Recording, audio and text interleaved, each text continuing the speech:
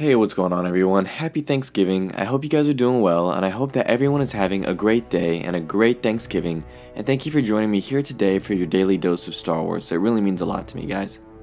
Andy Serkis spoke to Anthony Breznican and did an interview with him, and we have gotten some new knowledge about Supreme Leader Snoke that's really cool. His past, his psyche, and his plans. So let's dive right in. Andy Serkis says, "This time you get to see him, as in his real presence. In the previous movie we saw him as this huge hologram and telepresence, and you get to meet him in the flesh this time." He also says that his training of Kylo Ren is not yielding what he wants. Therefore, his anger towards Kylo Ren is intensified because he can't bear weakness in others.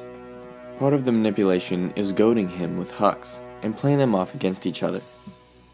Breznican wrote that Serkis described Snoke as a cruel master, a 9-foot-tall alien humanoid who disparages and dominates his two lieutenants.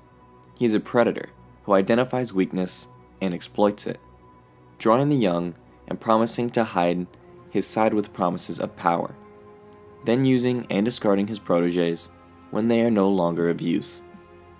This is something I think a lot of fans expected to be the case, that Snoke was just using Kylo Ren to get what he wants, and then when Kylo got what Snoke wanted, he was just going to toss him aside. And that makes a lot of sense, less so from the live-action version of The Force Awakens where this wasn't hinted at as much, but in The Force Awakens novelization, the scenes between Kylo Ren and Snoke are expanded upon with a lot more dialogue and interaction between the characters, and in that canon version of the story, you certainly do get the impression that Snoke is using Kylo for his own gain, soon to be tossed aside. Andy Serkis told us that Snoke's hatred from the Resistance didn't come out of nowhere, and is rooted in the character's backstory, which I think we also already knew, but it's nice to hear it from Serkis himself. He says, "The thing about Snoke is that he is extremely strong with the Force, the dark side of the Force. He's terribly powerful, of course, but he is also a very vulnerable and wounded character. He has suffered and he has suffered injury. The way that his malevolence comes out is in reaction to that. His hatred of the Resistance is fueled by what's happened to him personally." In the video that Anthony Breznican had, at the top of this article, he makes it seem like Serkis is saying that Snoke blames the Resistance for what has happened to him, physically and emotionally. But I'm not getting as strong of an impression with that. Here from Serkis' direct quote. "No matter who Snoke blames, it's extremely clear that he is very powerful, and while the end of The Force Awakens was left on such a hopeful note with the destruction of Starkiller Base and Rey finding Luke, this may not be as much of a win for the Resistance as they initially thought." Andy says, "Despite the fact that Starkiller Base has been destroyed, and the Resistance has been putting up a fight, we will discover that the First Order has limitless resources in this one." Snoke's backstory is the main question about him that we all want to know the answer to, and Breznican also spoke to Rian Johnson about this very thing, and he said the same thing that I've said in a previous video about Snoke's backstory being handled the same way as the Emperor's. Rian just confirms it by saying, "Similar to with Rey's parentage, Snoke is here to serve a function in the story. And you know, a story is not a Wikipedia page. For example, in the original trilogy, we didn't know anything about the Emperor, except exactly what we needed to know, which is what Luke knew about him, that he's the evil guy behind Vader. But then, in the prequels, you knew everything about Palpatine, because that his rise to power was the story.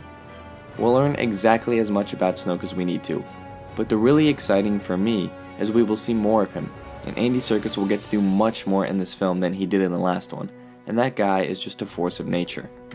The interesting takeaway here is that Rian Johnson said that Rey's parentage is going to serve a function in the story.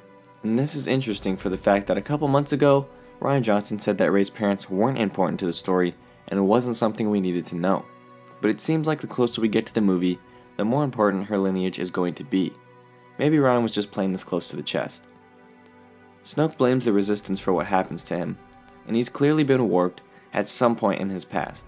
And Andy Serkis describes his movement as followed.